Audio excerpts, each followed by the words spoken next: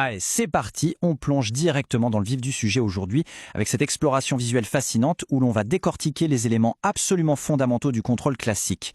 L'objectif de notre analyse d'aujourd'hui, c'est vraiment d'examiner de très près les caractéristiques spécifiques des tableaux électriques et de leurs interrupteurs, en se basant sur les enseignements précieux extraits d'une leçon spécialisée sur la question.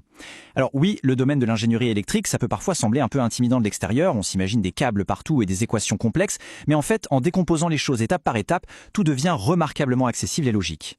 L'analyse qui va suivre est une immersion directe dans une micro-leçon super intéressante sur ces mécanismes discrets qui contrôlent littéralement les systèmes de notre quotidien. On va prendre le temps de tout détailler, de n'oublier aucune idée soulevée par la source et de vraiment comprendre ce qui se passe sous le capot. Et on commence par quelque chose de très important, établir le ton. Le matériel source que nous analysons débute avec cette salutation traditionnelle arabe. Et honnêtement, ce n'est pas juste une formalité polie, balancée comme ça au hasard. En fait, cela installe immédiatement un environnement d'apprentissage qui est à la fois très structuré et profondément accueillant. Dans le domaine de l'ingénierie et de l'instruction technique, on a souvent tendance à aller droit aux chiffres, mais créer une atmosphère où la personne qui apprend se sent à l'aise, c'est vraiment la première étape indispensable vers une transmission efficace du savoir. Ça nous rappelle une chose essentielle. Derrière chaque schéma complexe, derrière chaque tableau de bord, il y a avant tout une communication humaine dont le but ultime est de partager des connaissances et de s'assurer que tout le monde est sur la même longueur d'onde avant de démarrer.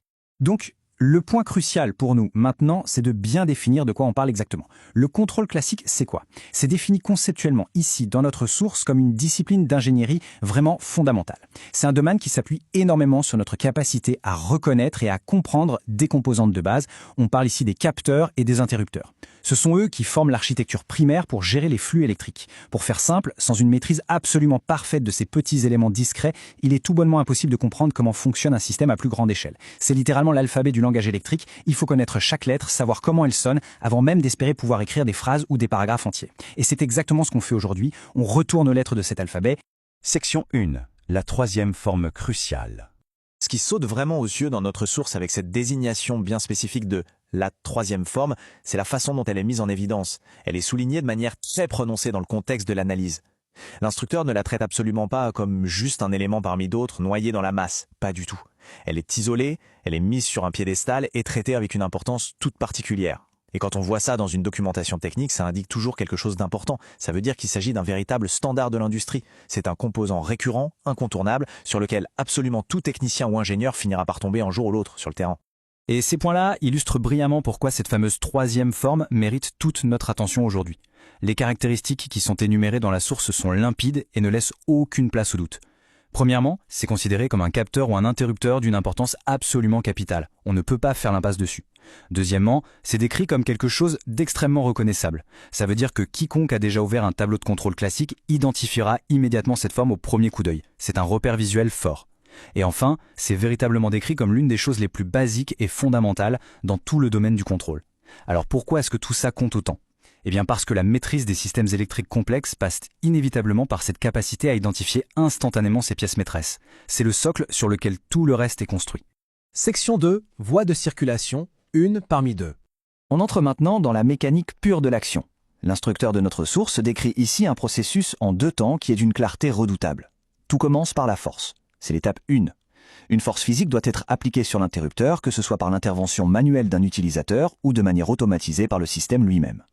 Ensuite, à l'étape 2, c'est là que réside toute la magie et l'utilité du composant. Ce mouvement généré par la force n'est pas dirigé vers une seule et unique destination. Au contraire, il est dirigé à travers de multiples chemins potentiels. C'est vraiment ça l'essence même du contrôle électrique. Avoir cette capacité incroyable d'appliquer une force unique à un endroit précis pour ouvrir ou fermer plusieurs trajectoires électriques simultanément dans les eaux. Et pour quantifier ça, on a cette métrique bien spécifique, 1 parmi 2. C'est explicitement référencé par l'instructeur dans la leçon. Ce n'est pas juste un chiffre en l'air, c'est une nomenclature extrêmement précise qui parle directement aux professionnels du secteur. Ça indique un choix de routage très spécifique dans le système. En gros, sur les multiples trajectoires possibles qui sont activées par l'application initiale de la force dont on vient de parler, cette configuration se concentre sur l'activation d'un circuit précis sur 2 options possibles. C'est une logique binaire pure et fondamentale. Et c'est exactement cette logique qui permet au tableau de bord et au système de prendre ce qu'on pourrait appeler des décisions physiques en temps réel, de diriger le courant de manière intelligente et intentionnelle. Il y a un autre détail absolument fascinant qui est mentionné presque en passant dans le matériel source, et c'est cette distinction vitale entre le dessin officiel et la réalité pratique du terrain. C'est un point tellement crucial. Bien qu'une configuration comme ce fameux 1 parmi 2 puisse être la norme absolue sur les schémas officiels d'ingénierie, bien propres sur le papier, l'application dans le monde réel exige que les techniciens sachent lire au-delà de ce papier. L'instructeur souligne implicitement cette grande dualité du métier.